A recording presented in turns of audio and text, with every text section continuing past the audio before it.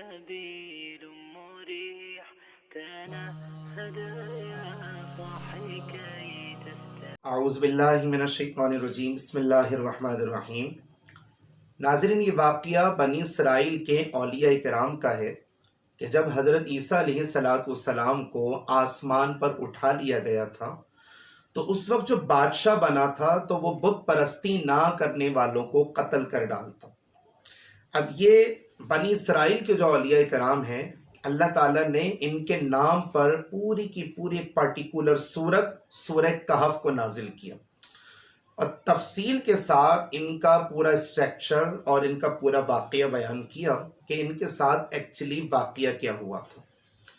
واقعہ یہ ہوا کہ انہوں نے اپنی جان بچانے کی نیت سے اور اپنے ایمان کی حفاظت کی نیت سے وہاں سے رخت سفر باندھا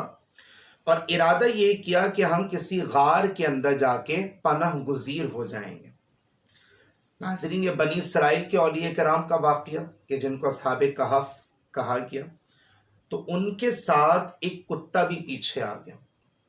تو ان کے ایک ساتھی نے، جو اصحاب کہف کے جو لوگ تھے، بنی اسرائیل کے جو اولیاء کرام تھے، ان کے ایک ساتھی نے اس کتے کو مارنا چاہا پتھر اٹھا کے۔ تو بعض تفسیروں میں آیا کہ اللہ تبارک و تعالی نے اس کتے کو بولنے کی صلاحیت عطا فرما دی اور وہ کتا بول پڑا کہ واللہ انی احب اولیاء الصالحین، کہ لوگوں، اگرچہ میں کتا ہوں مگر خدا کی قسم اللہ کے ولیوں سے محبت کرنے والا ہوں۔ یہ جملہ اگر آپ اس کو ڈیپلی کنسیڈر کریں نا تو آپ کو اسلام کے بہت سارے نظریات اور افکار سمجھ میں آ جائیں گے کہ اللہ کے ولیوں کی جو صحبت ہے، انسان اگر جانور بھی وہ صحبت پالے نا تو اس کا بھی بیڑا پار ہو جائے۔ اور بعض تفسیروں میں یہاں تک کہ آیا کہ اصحاب کہف کے ساتھ جو کتا تھا نا، جو کتے نے سٹے کیا تھا غار کے اندر، تو بعض علماء نے بعض تفسیروں میں آیا کہ وہ کتا بھی انشاءاللہ جنت میں جائے گا ولیوں کی صحبت اختیار کرنے کی وجہ سے۔ اب یہ لوگ گئے اور ان کے ساتھ ان کا کتا بھی تھا، اور کتے کو مار کے بھگانے کا کانسیپٹ یہ تھا کہ یہ کتا ہمارے ساتھ ہوگا تو پھر وہ دشمنوں کو دیکھے گا تو ہماری محبت میں دشمنوں کے اوپر بھوکے گا، دشمنوں کو دیکھتے گا تو دشمنوں کو پتہ چل جائے گا کہ ہم اہل ایمان لوگ یعنی مسلمانوں لوگ غار کے اندر موجود ہیں، تو دشمن کو جو ہے نا وہ انفارمیشن ملے گی، اس طرح ہم لوگ مار دیے جائیں گے اور وغیرہ وغیرہ۔ تو اس نیت سے کتے کو مار کے بھگانا چاہا، مگر کتے نے کہا کہ خدا کی قسم میں اللہ کے ولیوں سے محبت کرنے والا ہوں۔ ناظرین، ہماری مقدس کتاب قرآن مجید اور بے شمار احادیث، بے شمار روایتوں میں آیا کہ اللہ تبارک و تعالی نے اصحاب کہف کے ولیوں کو 309 سال تک سلائے رکھا، یعنی تقریباً 3 صدیاں۔ یہ انسانی نیچر کے خلاف بات ہے کہ کوئی 309 سال تک سوتا ہے، لیکن وہ تو قادر مطلق ہے، وہ تو ان اللہ علی کل شیء قدیر ہے، وہ تو جو چاہے اس کی منشا، اس کی مرضی، اس کا آرڈر، اس کا حکم، پوری کی پوری کائنات میں اس کی مرضی کے بغیر ایک پتہ بھی نہیں ہل سکتا۔ یہ ہمارے ایک اسلامی عقیدہ اپنے خدا کے حوالے سے۔ تو 309 سال کے بعد جب وہ لوگ جاگتے ہیں تو جاگنے کے بعد ان کا ایک ساتھی یملیخا، کہ جس کا نام یہ تفسیروں میں بتایا گیا، وہ 309 سال پرانا سکہ لے کے روٹی یا کھانے وغیرہ کو پرچیز کرنے کے لیے باہر نکلا۔ یہاں تو یہ واقعہ ہوا غار کے اندر کہ آپس میں بات ہوئی کہ بھئی کھانا وغیرہ لایا جائے۔ اب 309 سال کے بعد زمانہ کتنا چینج ہوا ہوگا نا، اور کس قدر جو ہے نا وہ مختلف ادوار اور مختلف طور طریقے، مختلف کلچرز وغیرہ چینج ہوئے ہوں گے۔ اب جو بادشاہ بنا نا وہ خوش قسمتی سے مسلمان بادشاہ، مسلمان قوم، اسلام کا کام ہو رہا۔ بٹ ناظرین، انفارچونیٹلی اس زمانے کے لوگوں نے مرنے کے بعد دوبارہ سے اٹھائے جانے کے عقیدے کو سراسر جھٹلا دیا۔ کہا کہ یہ تو ہو ہی نہیں سکتا کہ انسان مرنے کے بعد، ایکسپائر ہونے کے بعد دوبارہ سے زندہ کر دیا جائے۔ اب وہ چونکہ مسلمان بادشاہ تھا وہ بار بار یہ اللہ تعالیٰ سے دعائیں کرتا تھا کہ یا اللہ کوئی ایک ایسی نشانی ظاہر کر دے کہ جس کی نشانی کو دیکھ کر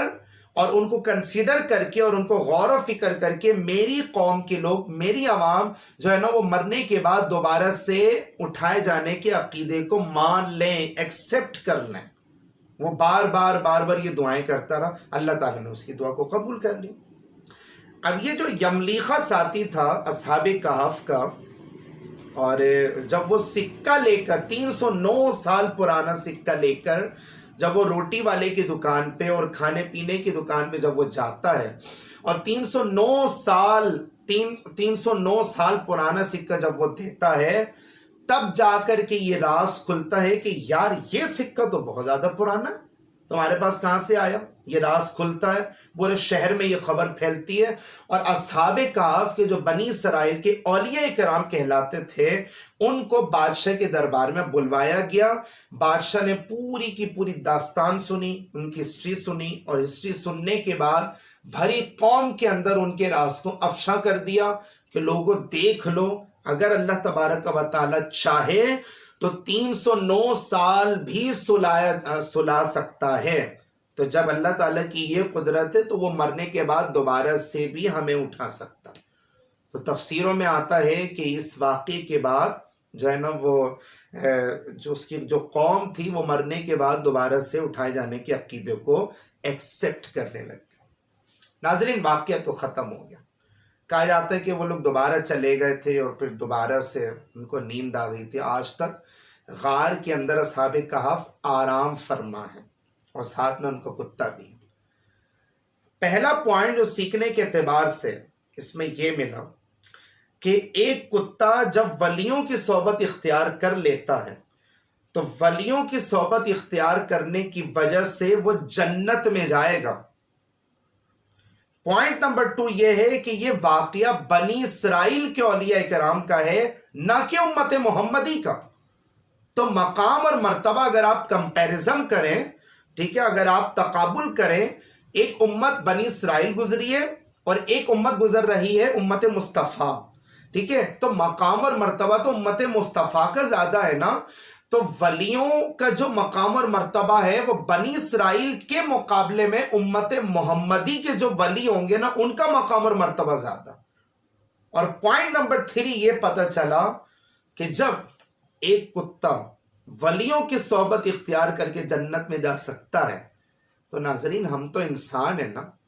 ہم تو مسلمان ہیں نا، ہم تو اشرف المخلوقات ہیں نا، ٹھیک ہے، اور ہمارے ولیوں کا مقام اور مرتبہ تو بنی اسرائیل کے لوگوں سے بھی زیادہ ہے۔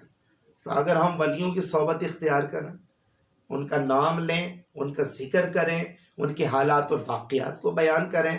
ان کے درباروں میں جائیں، ان سے دعاؤں کی درخواست کریں، ان کے دامن سے وابستگی کا اظہار کریں، ان سے اپنا تعلق اور رشتہ جوڑنے کی کوشش کریں، اور ان کے ساتھ اپنا ٹائم اسپینڈ کریں، تو کیا بعید کہ اللہ تبارک و تعالیٰ کو ہماری یہ ادا پسند آ جائے جیسا کہ اس کتے کی ادا پسند آئی، وہ انشاءاللہ داخل جنت ہوگا۔ تو کیا بعید اللہ تعالیٰ کو ولیوں کی صحبت ہم نے جو